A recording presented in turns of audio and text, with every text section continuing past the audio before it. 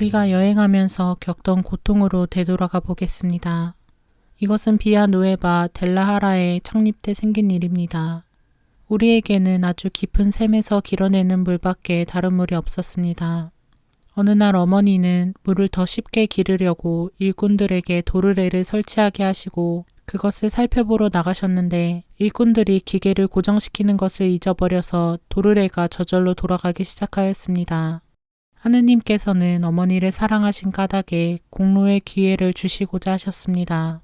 그때까지도 낫지 않은 팔이 손잡이에 세게 부딪히는 바람에 또 다시 부상을 입었습니다.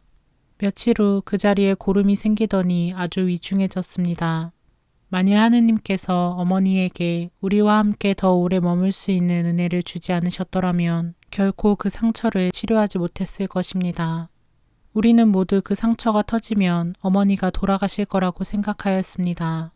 어머니의 이러한 고난은 모든 딸들에게 죽음과도 같았고 그 중에서도 특히 나에게는 더하였습니다. 만일 내가 어머니를 모시고 있던 몇 해 동안 어머니가 견뎌내셨던 고통을 자세히 다 이야기한다면 끝이 없을 것입니다. 어머니가 쓰신 작품에서 당신 친히 말씀하신 것은 실제와는 비교도 안 됩니다. 어머니의 생애 중에서 마지막으로 창립하신 부르고스 가르멜 창립에 대한 이야기는 어머니가 그곳에서 겪으신 고통 중에서도 아주 적은 부분만을 서술하신 것입니다. 그리고 얼마나 가난했던지요. 우리에겐 생활용품이 매우 부족하였습니다.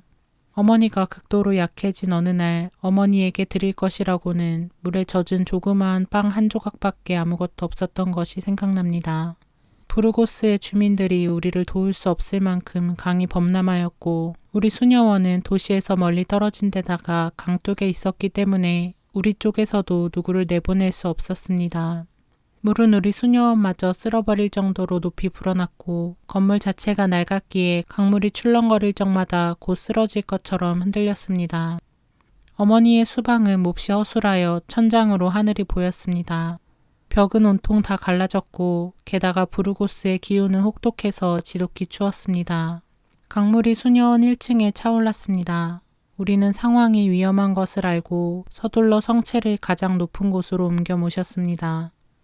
시간이 흐름에 따라 우리는 곧 물에 빠져 죽게 될 거라는 생각이 들었습니다. 그래서 성인 호칭 기도를 읽기 시작하였습니다.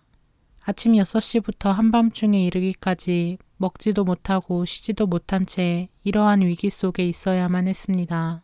우리에게 가장 큰 두려움은 어머니가 바로 우리 눈앞에서 물살에 휩쓸릴지도 모른다는 생각이었습니다. 이러는 동안에 우리는 모두 너무 무서워서 어머니에게 무엇을 드릴 생각조차 하지 못하였습니다. 아주 늦은 시간에 어머니가 나를 보고 자매님, 남은 빵이 있으면 조금만 갖다 줘요. 내가 너무 기진해서 라고 하시는 말씀을 듣고 내 마음이 몹시 아팠습니다. 하지만 나인들 무엇을 할 수 있었겠습니까? 빵이 있는 곳이 물에 잠겨 있어서 우리는 그 물속에 들어갈 수 있는 튼튼한 수련자를 내려보냈습니다. 물이 그 자매의 허리에 닿았습니다. 마침내 빵을 찾아내서 가져왔지만 우리도 달리 아무것도 먹지 못했기 때문에 그 빵에서 조금만 떼어 어머니에게 드렸습니다. 만약 구조대원들이 우리를 도와주지 않았더라면 우리는 다 죽었을 것입니다. 실제로 이 구조대원들은 하느님의 천사들 같이 보였습니다. 우리는 그들이 어떻게 왔는지도 어떻게 물속으로 들어와서 수녀원의 문을 부수었는지도 모릅니다만 그렇게 하여 물이 방에서 빠지기 시작했습니다. 그러나 방은 모두 물에 잠겼고 어마어마하게 많은 돌로 가득 차서 그것들을 퍼내는데 수레로 무려 8대가 넘었습니다. 이미 말한 대로 어머니의 수방은 뒤흔들려 곧 쓰러질 지경이었습니다. 그런 위험한 수방에서 차가운 밤 공기로 어머니가 돌아가시게 될 수도 있었습니다. 나는 침대용 덮개를 2장 가지고 있어서 밤 동안 한 장은 어머니의 머리맡에 펴드리고 한 장은 침대 위에 덮어드렸습니다. 어머니에게 내 것을 드렸지만 나에게 아무것도 없다는 것을 아시면 절대로 허락하지 않으실 것이기 때문에 어머니가 전혀 알아채지 못하게 그 일을 하였습니다. 어머니가 잠이 드시면 나는 곧 그 곁으로 살며시 다가가 침상 곁에 앉아있곤 하였습니다. 어떤 때 어머니가 나를 부르시면 수방에서 우는 것처럼 했으므로 자매님 어떻게 이렇게도 빨리 왔나요? 하고 물으셨습니다. 또 어떤 경우에는 어머니가 잠드신 것을 보고 어머니의 아마포를 세탁하러 들고 나가곤 하였습니다. 어머니는 정갈함을 대단히 좋아하셨기에 편찮으실 때도 깨끗한 옷을 준비해드리는 것이 나에게는 큰 위로가 되었습니다. 나는 여러 날 뜬 눈으로 밤을 새웠지만 잠이 부족함을 느끼지 않았습니다. 어머니에게 기쁨을 드리는 것이 무척 행복했고 이런 큰 행복이 어머니가 선종하실 때까지 계속되었습니다. 어머니가 세상을 떠나시던 날에는 말씀을 하실 수가 없었습니다. 내가 어머니에게 속옷, 머리수건, 소매 같은 것을 전부 갈아입혀 드렸더니 자신의 정갈한 모습에 아주 만족해 하시며 미소로써 감사의 표현을 하셨습니다. 이제 부르고스 창립에 관한 이야기로 되돌아가 본다면 나는 밤새도록 잘 자고 맛있는 음식을 배불리 먹은 사람처럼 몸도 건강하고 마음도 평화로웠습니다. 우리 주님께서 어머니를 위로해 주시려고 이렇게 하셨던 것입니다. 만일 어머니가 그런 일들이 내 건강을 해친다는 것을 아셨다면 큰 고통이 되셨을 것입니다. 주님께서는 당신의 친구에 대한 우정으로 나같이 비참한 죄인에게도 다른 사람들에게와 같이 이런 기적을 행하셨습니다. 나는 어머니에게 봉사해 드릴 자격이 없기 때문에 그런 은혜를 통하여도 조금밖에 유익을 얻지 못하는 것은 아닐까 하는 큰 두려움 속에서 살았습니다. 내가 두려워한 큰 이유를 들자면 어릴 적에 내 또래의 다른 소녀들과 놀기를 좋아했는데 양심의 가책을 느끼는 경우 주님, 제가 성인과 함께 사는 행복을 누린다면 저는 더욱 착해질 겁니다. 그가 하는 것을 보며 따라하고 본보기로 삼을 테니까요. 라고 말씀드리곤 하였습니다. 이런 생각 때문에 나는 놀다가 집에 돌아올 때면 온통 혼란에 빠졌습니다. 설령 하늘 스승님께서 흔쾌히 나에게 그런 은혜를 주셨다 하더라도 그것은 내 원의가 아니기 때문에 참으로 이러한 소망들이 나에게서 나오지 않고 그분께서 주셨다는 것을 확실히 믿을 수 있습니다. 그분께서는 이미 당신의 지혜와 자비로서 모든 것을 정하시고 모든 것을 준비하시고 나에게 이런 열망을 불러일으키셨습니다. 어머니가 여행 중에 참아 견디신 고통에 대한 이야기로 돌아가겠습니다.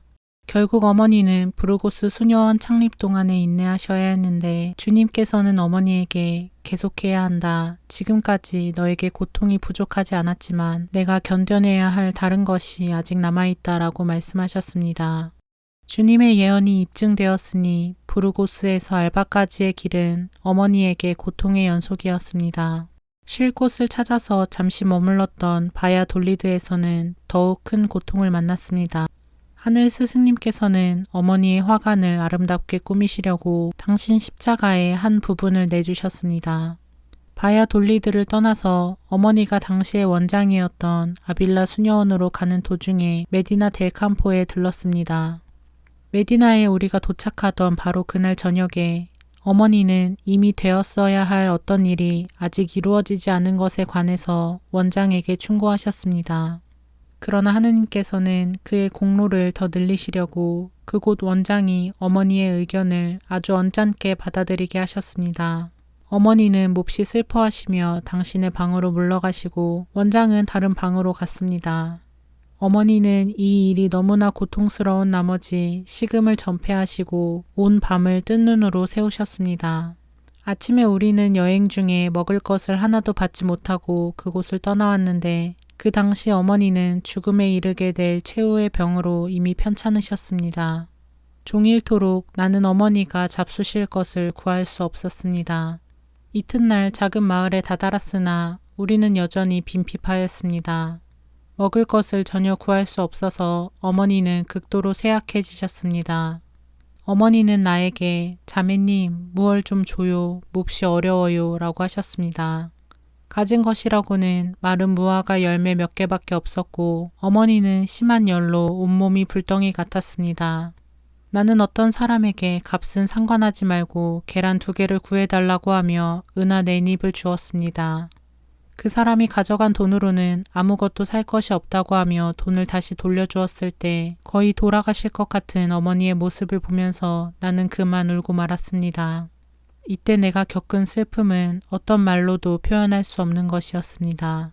마음이 찢어질 것 같은 나는 서서히 죽음을 맞으시는 어머니를 뵈면서 더할 수 없는 큰 고통에 그저 눈물만 흘리고 있을 뿐 어머니를 도와드릴 아무런 방법도 없었습니다. 천사 같은 인내심을 가지신 어머니는 나를 향해 자매님, 울지 말아요. 하느님께서 지금은 이걸 원하십니다. 하고 위로의 말씀을 해주셨습니다. 우리 주님께서는 어머니가 영원한 생명으로 통하는 복된 여정길에 다가가기 때문에 다양한 방법으로 시험하셨습니다만 어머니는 늘 해오시던 대로 바꿔 말하면 성인답게 그것을 받아들이셨습니다. 그러나 어머니보다 극기 단련이 덜 된 내가 아주 고통스러워하는 모습에 어머니는 괴로워하지 말아요. 방금 먹은 무화과로 넉넉하니까 하고 나를 위로해 주셨습니다.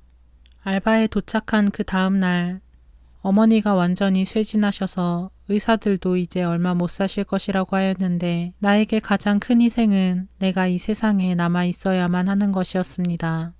나의 어머니에 대한 사랑과 어머니가 나에게 해주시던 사랑은 다 제쳐두고서라 나는 어머니를 동반하면서 또 다른 큰 위로를 받았습니다. 나는 거의 끊임없이 어머니의 영혼 안에서 그리스도를 배웠는데 주님께서는 어머니의 영혼이 당신의 천국인 듯 깊이 일치되어 계셨습니다. 이것을 알고 나의 마음은 하느님의 현존 안에서 느끼게 되는 깊은 존경심으로 가득하였습니다.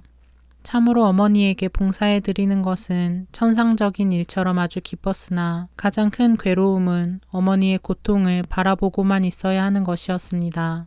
나는 거의 14년 동안 어머니와 함께 지냈습니다. 내가 착복을 하자 어머니는 곧 나를 당신 수방으로 데려가셨는데 이미 말한 대로 내가 몹시 아파서 아빌라에 남았던 세비야 여행 동안을 빼고는 그의 여생 중에 언제나 함께 있었습니다. 그런데 24년이란 기간이 나에게는 하루에 불과하듯이 짧게 느껴졌습니다. 어머니는 나의 서투르고도 형편없는 봉사에 퍽 익숙해지셔서 나 없이 지내기가 어려우셨습니다. 어머니는 이것을 다음 상황에서 아주 명백하게 보여주셨습니다. 어머니가 창립한 수녀원을 방문하러 가시기로 한 바로 전날 저녁에 나는 열이 있고 아파서 도저히 여행할 상태가 아니었습니다. 어머니가 나에게 자매님 마음 쓰지 말아요. 자매의 열이 떨어지면 즉시 나한테 보내도록 이곳에 말해놓고 갈게요 라고 말씀하셨습니다. 그러나 한밤중에 나의 상태를 물어보라고 한 자매를 보내셨을 때 나는 열이 내렸다는 것을 알았습니다. 어머니는 침상에서 일어나 오셔서 자매님, 자매의 열이 내린 것이 확실하니 우리가 순조롭게 여행할 수 있겠어요. 나는 그렇게 되길 바라면서 하느님께 그 문제를 맡겨드렸거든요. 하고 말씀하셨습니다. 그렇게 되어 우리는 아침에 여행을 떠났습니다. 알바에서 어머니가 임종하시기 전 5일 동안 나는 살아있다기보다는 죽은 상태였습니다. 임종하시기 바로 이틀 전 우리 둘만 있을 때 어머니가 이런 말씀을 하셨습니다. 자매님, 내가 죽을 때가 되었어요. 이 말씀은 내 마음을 한층 더 깊이 꿰찔렀습니다. 나는 한시도 그를 떠나지 않았습니다. 나는 어머니에게 필요한 것을 다른 자매들에게 갖다 달라고 부탁하여 그것을 어머니에게 드렸습니다. 내가 그렇게 하는 것이 어머니에게 위안이 되었습니다. 임종하시던 날 어머니는 아침 일찍부터 말씀을 못 하셨는데 어머니 곁을 지키던 신부님이 저녁 때 나에게 무엇을 먹고 오라며 나를 내보내셨습니다. 그런데 내가 자리를 뜨자 어머니는 불안해하시며 걱정스러운 모습으로 이리저리 두리번거리셨습니다. 신부님이 어머니에게 내가 당신 곁에 있기를 원하시느냐고 여쭙자 그렇다는 표시를 하셨습니다. 그들이 나를 불러서 내가 급히 돌아가니 어머니는 나를 보자 미소로 반기시며 두 손으로 나를 잡고 내 팔에 당신의 머리를 누이실 만큼 큰 겸손과 애정을 보여주셨습니다. 그렇게 어머니가 마지막 숨을 거두실 때까지 그 자신보다도 나는 더한 죽음을 체험하면서 어머니를 품에 안아 모셨습니다. 어머니는 정배에 대한 사랑으로 뜨겁게 불타올라 육체를 떠나 주님과 일치할 순간을 그리며 한숨 지으셨습니다. 내가 그러한 십자가를 지기에 얼마나 인내가 부족한지를 잘 아시는 지선하신 주님께서는 어머니의 영혼을 데려가시려고 천국의 가족들을 동반하고 어미하신 모습으로 어머니의 침대 발치에 나타나셨습니다. 이 영광스러운 현신은 사도신경 한 번 외울 정도로 지속되었는데 나의 고통과 슬픔을 큰 포기로 바꾸어 주님께 용서를 구하며 이렇게 말씀드릴 시간적 여유를 주었습니다. 나의 주님, 어미하신 당신께서 저를 위로하시려고 어머니를 이 세상에 남겨둔다 하셔도 제가 당신의 영광을 목격하였으니 단 하루도 어머니를 이 귀양지에 머물게 하지 마시기를 청합니다. 내가 이 말씀을 드리자마자 어머니는 숨을 거두셨으며 이 복된 영혼은 하느님을 누리려고 비둘기처럼 높이 날아올랐습니다. 어머니가 나를 무척 사랑해 주셨기 때문에 나는 어머니에게 나를 위로해 주시고 어느 누구에게도 애착하지 않는 완전한 영혼의 자유를 주님께 청해달라고 부탁했습니다. 나는 천성적으로 애정이 많은지라 누구나 어머니를 사랑할 수 있는 그 이상으로 어머니를 사랑했습니다. 또한 완덕에 많이 진보하고 어머니에게 사랑을 받는 다른 자매들도 무척 사랑했습니다. 어머니는 가끔 나에게 자매들에 대한 이러한 애착은 내 영혼에 유익하지 않으니 영적 평화를 위해서 극복해야 한다고 타이르셨습니다. 그러나 하느님께서 어머니를 불러가신 그때까지 나는 좋은 결과를 이루지 못했습니다. 나에게 이 은혜를 얻어주신 분은 틀림없이 어머니셨습니다. 왜냐하면 그 이후로 나는 이탈되고 자유로워져서 자애심을 조금도 섞지 않고 자매들을 사랑할 수 있는 더욱 숭고한 사랑을 가진 것 같았고 그 밖의 것에 대해서는 이 세상에서 나 혼자뿐인 듯이 생각되었기 때문입니다. 나는 하느님 안에서 하느님을 위해서 나의 모든 자매들을 사랑합니다. 나는 또 어머니의 시신을 매장할 수 있게 준비할 만큼 영혼의 힘을 받아서 마치 어머니의 죽음이 나에겐 대수롭지 않은 듯이 대단히 침착하게 그 일을 하였습니다. 나는 알바 수녀원에 남아있길 원했지만 우리 회 장상도 내가 소속되어 있는 아빌라 수녀원의 자매들도 승낙하지 않았습니다. 그들은 나를 부르러 급히 사람을 보내었습니다. 나는 마음이 좀 혼란스러웠습니다. 그러나 어머니가 나타나셔서 자매님, 자매에게 내려진 명령에 순명으로 떠나셔요 하고 말씀하셨습니다. 아빌라 수녀원으로 돌아가던 그날부터 나는 어머니에게 기도하면서 나 자신을 맡겨드렸습니다. 고해 신부님에게 이 사실을 말씀드렸더니 아직 시성되지 않은 어떤 거룩한 이에게 자신을 의탁하는 것은 잘못이라고 하시며 그렇게 하지 말라고 명하셨습니다. 그날 밤 내가 잠든 사이에 어머니가 아주 눈부시게 빛나는 영광스러운 모습으로 나타나셔서 이런 말씀을 해주셨습니다. 자매님, 원하는 것이 있으면 나에게 부탁해요. 내가 그것을 얻어줄게요. 그 말씀을 알아듣고 나는 어머니에게 성령께서 제 영혼 안에 항상 머무실 수 있도록 하느님의 성령을 청합니다 라고 말씀드렸습니다. 어머니는 당신의 성덕으로 인하여 나에게 생겨난 완전하고도 확실한 소신을 남겨두고 사라지셨습니다. 그러나 어머니를 성녀로 생각하며 기도하지 말라는 고해 신부님의 말씀은 나에게 고통이었습니다. 하느님께서 어머니를 사랑하셨다는 증거가 될 주목할 만한 은혜를 내리지 않으셨다 해도 내가 대부분 함께하며 직접 뵈면서 어머니를 성녀로 생각하게 이끌었던 어머니가 하느님을 위해서 그토록 엄청난 노고를 견디셨던 그 사랑만 보더라도 어머니는 진짜 성녀라고 나는 자신 있게 말할 수 있습니다. 주님께서 나에게 해주셨던 말씀, 즉 내가 어머니와 함께 큰 고통을 받으리라고 하신 말씀이 이루어졌다는 사실도 덧붙이는 것이 좋겠습니다. 나는 여기서 외적 고통을 이야기하는 것입니다. 어머니가 견뎌내시며 밖으로 드러내지 않으신 것들은 이루 다 말로 표현할 수 없을 정도로 많습니다. 어머니가 박해받는 큰 고통의 시간이 된 어느 성탄 전야에 일어났던 일이 떠오릅니다. 교황대사가 원 가르멜에 맨발 가르멜을 통합할 권한을 주었습니다. 교황대사가 맨발 가르멜 수도회를 금지시켰고 수도원들을 없애버리기 원한다는 내용의 편지가 저녁 때 어머니에게 전달되었습니다. 독서 기도에 가기 전에 나는 어머니에게 간식을 드시라고 했습니다. 어머니가 식당에 계실 동안 우리 주님께서 다가오시더니 빵을 쪼개어 어머니의 입에 한 조각 넣어주시면서 자, 이것 좀 먹어라. 내가 매우 고통스러워할 줄을 나는 안다. 용기를 내어라. 그 일이 절대로 달리 될 수는 없다 하고 말씀하셨습니다. 그날 밤 독서 성무 때 눈물이 고인 샘처럼 계속 눈물을 흘리고 계시므로 우리도 울지 않고는 어머니를 볼 수가 없었습니다. 어머니의 고통이 그처럼 극심하여 우리도 강하게 느끼지 않을 수 없었습니다. 나는 어머니의 큰 고통에 늘 함께하면서 어머니를 사랑하고 어머니의 모든 고난과 슬픔에 함께하였으므로 나 또한 어머니의 영원한 행복과 기쁨에 함께하길 바랐습니다. 어머니가 그처럼 영광스러운 모습으로 나에게 나타나셨던 그때부터 나는 어머니의 거룩한 시신이 아빌라에 돌아오길 간절히 원했습니다. 어느 날 이 생각에 사로잡혀 있다가 그들이 어떤 상태의 시신을 보게 될지 몰라 시신 옮기길 두려워한다는 생각이 들어서 나는 우리 주님께 이를 알려달라고 열심히 간청했습니다. 그 즉시 나는 영적 수면에 들어갔고 천사들이 나를 그 무덤으로 데리고 가서 무덤을 열고 시신을 보여주었습니다.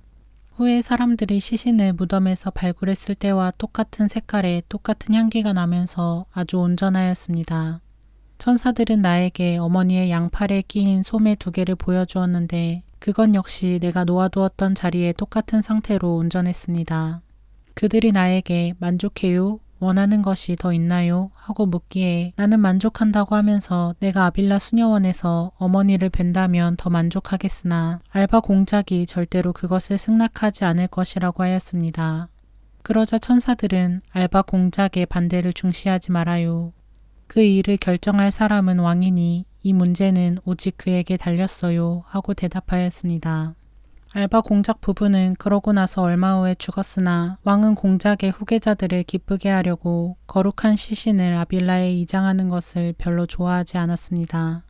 그 일이 있기 전에 우리 수도에는 시신을 알바에서 아빌라로 옮기길 열렬히 원했습니다. 어머니에게 드리는 순수한 사랑으로 나는 하느님께 아주 열심히 청하였습니다. 우리 주님께서는 나에게 괴로워하지 마라. 시신은 이 수녀원으로 돌아오게 될 것이다 하고 말씀하셨습니다. 내가 너무 알고 싶은 나머지 끈질기게 조르면서 언제 그 일이 이루어지느냐고 여쭈어 보았더니 주님께서는 복되신 동정 마리아의 자언 축일에 될 것이다 라고 하셨습니다. 거의 1년을 더 기다려야 했습니다만 정해진 바로 그날 일이 이루어져서 어머니의 시신을 알바 수녀원에서 아빌라 수녀원으로 옮겨 모셨습니다. 기쁨에 완전히 도취되어 어머니의 시신을 모셔왔는데 온 집에 수많은 등불을 밝혀서 수녀원은 마치 천국 같았습니다. 어머니는 당신 딸들에게 헤아릴 수 없을 만큼 많은 애정을 보여주셔서 그들이 수녀원의 어느 곳에 있든지 어머니가 나타나 위로해 주셨습니다. 하루는 내 영혼의 비밀 하나를 고해 신부님에게 말씀드렸더니 신부님은 그것을 잘 받아주지 않으시고 이런 말씀을 하셨습니다. 내가 보기에 그것은 데레사 어머니와 똑같은데 이제 그만 좀 하십시오. 그분과 같이 되지 말고 그런 사정들일랑 잊어버리십시오. 신부님은 우리 거룩한 어머니에 대한 존경이 거의 없이 말씀하시는 것 같았습니다. 나는 이것이 슬퍼서 정원 외딴 곳을 찾아가 어머니가 받으셔야 할 존경을 제대로 받지 못하신다는 생각에 몹시 고통스러워하며 기도를 시작했는데 즉시 초자연적인 잠심 상태에 들어가서 주님께서 이 세상에 살아계실 때의 모습으로 다가오시는 것을 배웠습니다. 주님께서는 매우 눈부시게 빛나는 로마 교황님의 망토 같은 긴 외투를 입으셨습니다. 주님께서는 내 곁에서 한쪽 망토 자락을 들어 올리시면서 영광에 드시어 찬란히 빛나는 어머니를 보여주셨습니다. 그분은 어머니가 당신 자신의 일부이듯 팔에 안으시고 나에게 여기를 보아라. 내가 너에게 데려왔다. 조금도 괴로워하지 말고 사람들이 원하는 대로 말하게 두어라 하고 말씀하신 후에 사라지셨습니다. 내 영혼은 하느님께서 어머니에게 품으신 사랑을 보고 깊은 잠심과 강한 열정을 느꼈습니다. 또 한 번은 내가 하느님께서 기뻐하실 덕을 닦기 위해 온 마음을 다해서 노력하려고 거룩한 어머니에게 어떤 덕행이 가장 주님의 마음에 드는지 알 수 있는 은혜를 얻어달라고 청하였습니다. 어느 날 어머니가 나타나셔서 자매님 그것은 겸손이에요 하고 말씀하셨습니다. 어머니는 매우 자주 마치 내가 당신의 거룩한 시신 옆에 있다고 생각할 만큼 사랑스러운 정감과 천상적인 향기로 힘을 북돋아 주셨습니다. 어머니는 당신을 드러내 보이지는 않으셨지만 줄곧 내 곁에 계시면서 이러한 향기와 은혜를 얻어주신다는 것을 깨달았습니다. 또 아주 특이한 예를 말씀드리겠습니다. 한 번은 내가 과로로 지쳐 있었는데 자매들이 모두 알아누웠고 오직 한 자매와 나만이 간신히 원기를 회복하고 몸을 추스를 수 있었습니다. 나는 어머니의 무덤에 가서 어머니 여기 당신 앞에 있는 저를 보시고 도와주셔요. 과로로 제 몸이 부서지는 것 같아 이젠 더 버틸 수가 없습니다. 저에게 힘을 주십시오. 그저 자매들을 도와줄 수 있는 힘을 원합니다. 라고 말씀드렸습니다. 나는 거룩한 어머니가 내 말을 들으시고 가셔요. 나에게 부탁한 것을 해줄게요. 하고 응답하신다는 확신을 가졌습니다. 부엌에 가서 타다 남은 깐부기 불을 쑤시면서 꼭 어머니가 거기에 계신 것 같은 향기를 맡았습니다. 그 재에서 어머니의 거룩한 시신에서 풍기는 것과 똑같은 향기가 났습니다. 이 향기가 내 몸에 힘을 전해주어 피로의 흔적이 조금도 남지 않고 완전히 사라졌습니다. 내 육신은 마치 영과도 같이 더 이상 감각에 느낌이 없었습니다. 모든 자매들의 건강이 회복되기까지 전혀 고단하지 않게 초자연적인 힘이 줄곧 나를 북돋아 주었습니다. 여러 차례 부엌에서 내 손이 닿는 냄비와 그 밖의 이것저것에서 어머니의 거룩한 시신의 향기가 났습니다. 그것은 참으로 불가사의한 일로서 어떤 자매는 어머니가 친히 손을 대셨다는 말까지 하였습니다. 오카냐 수녀원을 창립하는 중에 성탄 전야 독서 기도를 마치고 나는 깊은 잠심에 들어갔습니다. 이 영적 수면 동안 내 시야에는 프랑스 여행길이 펼쳐졌습니다. 한 사람을 제외하고는 아무도 알지 못하는 동반자들과 함께 깜깜한 바다 위에 있었습니다. 이 현시의 효과는 대단히 컸습니다. 나는 전에도 종종 순교하고 싶은 강렬한 원의를 느꼈지만 약간의 두려움이 늘 뒤따랐기에 방금 체험한 이런 완전한 것과는 거리가 멀었습니다. 의지의 완전한 일치와 기쁨에서뿐만 아니라 전에 하느님을 위해 생명을 바칠 생각을 할 때 느꼈던 것보다 더 열렬한 사랑으로 하느님을 위해 순교할 각오가 되었기 때문입니다. 이 현시 이후부터 나는 항상 하느님께서 나의 십자가가 되길 원하시는 것을 알았습니다. 그러나 육신으로는 두려워하고 있을 때 주님께서 어느 날 지적 현시로 나타나셨는데 그분이라는 것을 알아차렸지만 직접 눈으로 뵙지는 못했습니다. 그분은 나에게 올리브나 포도는 즙을 내려면 순교라는 앞차길을 거쳐야 한다. 나의 모든 친구들은 바로 이 길을 통해서 걸어간다는 말씀에 덧붙여 그래서 나는 너를 택하겠다 하시고는 사라지셨습니다. 그분을 뵙기 전에는 낙담한 상태였으나 이 현시로 나에게 새로운 용기가 생겼습니다. 나는 다시 한번 용기를 내어 하느님께서 나에게 바라시는 대로 모든 것을 위해 나 자신을 봉헌하며 진심으로 내 마음을 그분의 손에 맡겨드렸는데 나의 결심이 하느님께 기쁨이 됨을 알았습니다. 어느 날 영성체 후에 나는 한 사제로부터 들은 말씀이 생각났습니다. 수녀들이 그처럼 많은 이교도들로 둘러싸인 프랑스에 가야만 되는 것이 유리하지도 필요하지도 않으며 그들에게 전교하는 것이 그들을 위한 것이 아니라는 것이었습니다. 이 말씀이 진실처럼 여겨질 때 주님께서 나타나셔서 그가 한 말에 관심 쏟지 마라. 파리가 한 방울의 꿀을 얻으려고 애쓰듯이 너는 영혼들을 끌어들여야 한다라고 하셨습니다.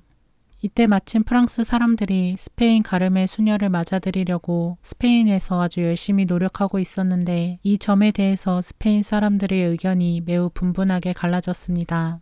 그 일을 맡은 프랑스 사람들은 모두 하느님의 위대한 종인 학자들이지만 의심하는 스페인 사람들은 나를 망설이게 했고 나에게 말씀하신 분이 참으로 하느님이실까 하는 의구심을 갖게 했습니다. 하지만 나의 고해 사제들은 그렇게 말씀하신 분은 하느님이시라고 장담하며 나에게 용기를 북돋아 주셨습니다. 비록 내가 하느님의 뜻을 알아듣고 그분의 마음에 드는 일을 해드리겠다는 단 한 가지 소망을 갖긴 하였지만 나를 혼란스럽게 하는 이 의심으로 인해 무척 고통스러웠습니다. 내 마음에 이러한 의심의 폭풍이 휘몰아칠 때 하느님께서는 나의 두려움을 잠재우시려고 다른 이에게 당신의 뜻을 알려주셨습니다.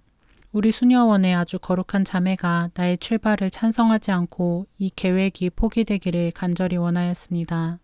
그 자매가 주님께 어째서 당신은 안나 자매님이 그토록 멀리 가길 원하십니까? 하고 여쭙자 주님께서는 그 일은 그렇게 되어야 하니 다른 것을 바라는 것은 좋지 않다고 대답해 주셨습니다. 내가 이 고통을 받아야 된다는 것이 무섭다고 그 자매가 다시 여쭙자 주님께서는 벌집에서 꿀을 따내는 사람들은 벌에 쏘여도 여전히 꿀을 꺼낸다 라고 하셨습니다.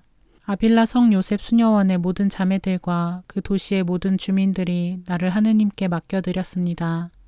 모든 사람들이 내가 이교도들로 가득 찬 낯선 나라로 떠나가는 것을 알고 걱정하였습니다. 어느 면으로도 사랑받을 자격이라곤 전혀 없는 나를 자매들이 무척 좋아했기 때문에 온 공동체는 슬픔이 가득했습니다. 그들 모두가 거룩한 영혼들이므로 나도 그들을 대단히 사랑했습니다.